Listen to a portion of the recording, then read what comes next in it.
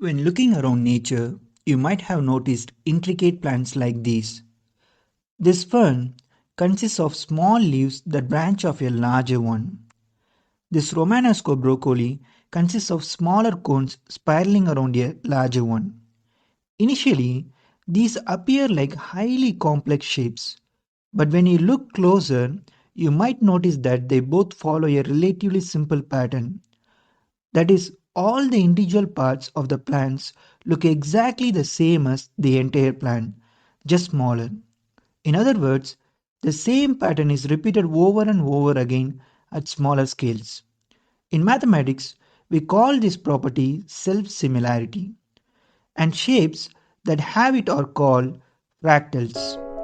Fractals are some of the most beautiful and most bizarre objects in all of mathematics.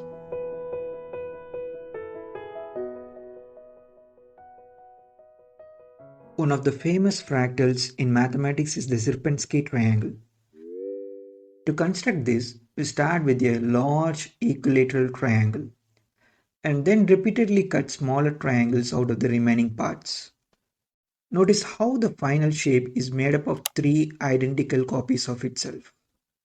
And each of these is made up of even smaller copies of entire triangle. You could keep zooming into the triangle forever and the patterns and shapes will always continue repeating. The plants are at the beginning of this video look just like fractals, but it is clearly impossible to create true fractals in real life. If we keep repeating the same pattern over and over again, smaller and smaller, we would eventually get to cells, molecules, or atoms which can no longer be divided. However, using mathematics, we can think about the properties that real fractals would have, and these are very surprising. Firstly, let's think about the dimension of fractals. We all know that a line has dimension 1. Let's say the length of this line is 1. When scaling it by a factor of 2, its length increases by a factor of 2. We can write this scenario mathematically like when scaling a line by a factor of 2 power its dimension 1, its length increases by a factor of obviously 2. Now let us consider a two-dimensional shape, a square. When scaling it by a factor of 2, its area increases by a factor of 4. We can write this scenario mathematically like when scaling a square by a factor of 2 to the power its dimension 2, its area increases by a factor of 4. I know you already guessed this. Yeah, a cube which has dimension 3. When scaling it by a factor of 2, its volume increases by a factor of 8. Notice that the larger cube in the image consists of 8 copies of smaller one. Now let's have a look at the Sierpinski triangle. If we scale it by a factor of 2, its area, you can see that its area increases by a factor of 3. Because we don't know its dimension, let's say that D is the dimension of the Sierpinski triangle. Using the same pattern as above, when we scale it by a factor of 2 to the power its dimension D, its area increases by a factor of 3. In order to find the power dimension D, I am going to take logarithm on both sides. We get log of 2 power D equals log of 3. Now I am using logarithm of power property, which says that you could bring the power D to the front. By doing so, D times logarithm of 2 equals logarithm of 3. Now I'm going to isolating d. We get d equals logarithm of 3 by logarithm of 2, which approximately 1.6. But wait, how can something have a dimension that is not an integer? It seems impossible, but this is just one of the weird properties of fractals. In fact, this is what gives fractals their name. They have a fractional dimension.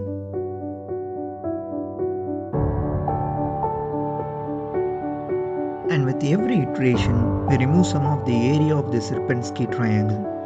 If we could do this infinitely many times, there would actually be no area left.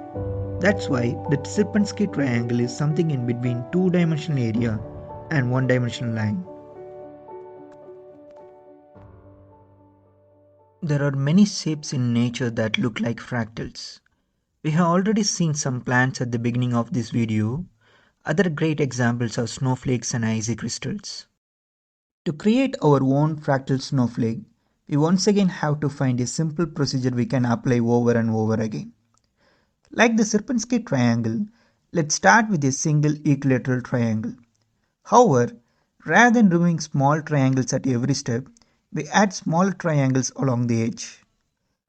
The side length of every new triangle is 1 by 3 of the triangles in the previous step. The resulting shape is called Koch Snowflake, named after the Swedish mathematician Helge von Koch. Notice once again that smallest section of the edge of the snowflake look exactly the same as larger sections.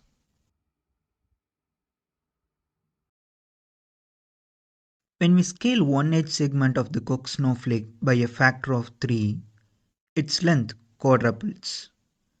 Using the same relationship between dimension and scale factor as above, we get the equation 3 power the dimension d equals 4.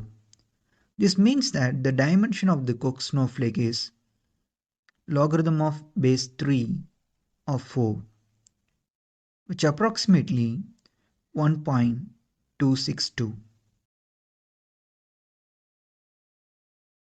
Creating the Koch snowflake is almost like a recursive sequence. We know the starting shape a triangle, and we know how to get from one term to the next by adding more triangles on every edge. After the first iteration, the number of new triangles added by a factor of 4 at every step. At the same time, the area of new triangles decreases by a factor of 9 at every step. Let's say that the first triangle has an area of 1. Then the total area of the next new 3 small triangles is 3 times 1 over 9, which equals 1 over 3. Thankfully, the following steps all form a geometric series. So we need to find the common ratio R, which equals 4 by 9. Using this formula for the sum of infinite geometric series, we can calculate the total area of the Koch snowflake, which is 1.6.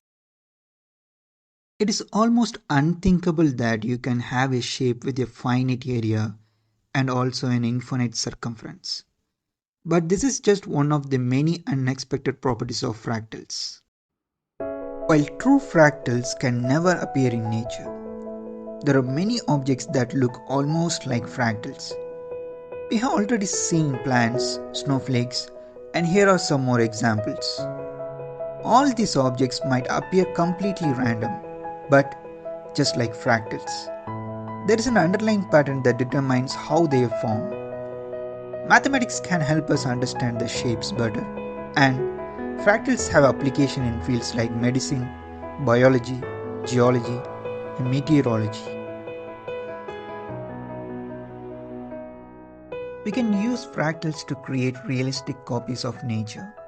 For example, as landscapes and textures used in video games or computer-generated movies.